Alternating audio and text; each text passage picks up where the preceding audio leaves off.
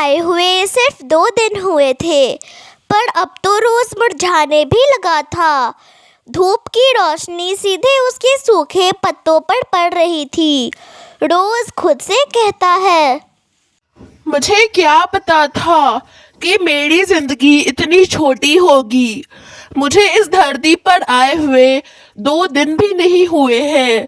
धूप ने मेरे पत्तियों पर अपनी पूरी रोशनी डाल चुकी है। मेरे सारे पत्ते सूख रहे हैं। लगता है भगवान को नहीं पसंद कि मैं इस धरती पर थोड़े दिन भी रहूं।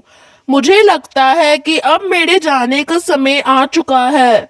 मुझे तो इस धरती के रंग बिरंगे फूल, रंग बिरंगे पेड़ और अच्छे अच्छे पक्षी देखने थे। अभी तो तितलियों को पता भी नहीं चला था कि मैं उग गया हूँ। पास ही के पेड़ पर पाड़ो चिड़िया बैठी हुई थी, जो कि रोज की पहली दोस्त बन चुकी थी। फिर वह रोज के पास जाती है और रोज को हौसला बढ़ाते हुए कहती है, तुम जरा सा भी ना डरो। इस समय जंगल में सूखे का समा चल रहा होता है। सिर्फ तुम्हारे साथ ही नहीं, सारे फूलों के साथ ये व्यवहार हो रहा है। और फूल ही क्या, सारे पक्षियों के साथ ही यह व्यवहार हो रहा है। ना ही इस जंगल में दाना है और ना ही पानी। पता नहीं इस जंगल के लोग परावास क्यों नहीं करते, पर कोई बात नहीं, मैं तुम्हारे लिए जरूर कुछ ना कुछ करूंगी।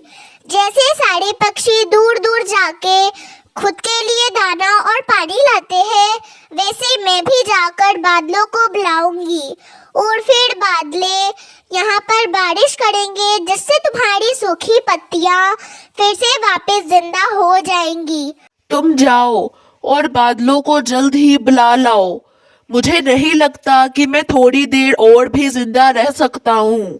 फिर भी मैं जिंदा रहने की कोशिश करूँगा और बादलों को बोलना कि ज़्यादा पानी पीकर आए, जिससे बरसात काफ़ी अच्छी हो और मेरे पत्ते फिर से ना मुरझाए।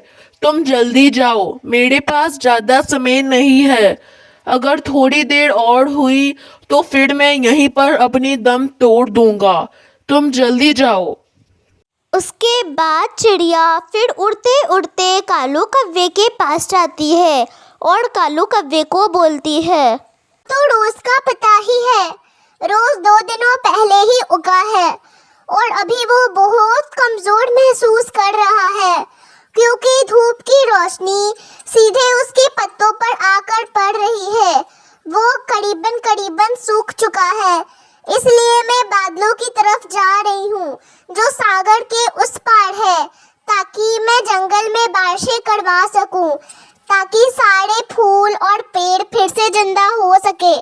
क्या आप मुझे वहां तक ले चलोगे? आपको तो रास्ते के बारे में सब कुछ पता है। मैं तो रास्ते के बारे में ज्यादा कुछ जानती भी ना हूँ। मैं चला जाता तुम्हारे साथ बादलों की तरफ, क्योंकि मुझे रास्ते के बारे में सब कुछ साफ साफ पता है। पर वह बादल बहुत घमंडी है। मैं गया था उनके पास एक बारी, उन्होंने मुझे बेइज्जत कर कर वहां से वापस भेज दिया। मैं इतनी मेहनत करके वहां पे गया भी था और उन्होंने मेरी मदद भी ना की।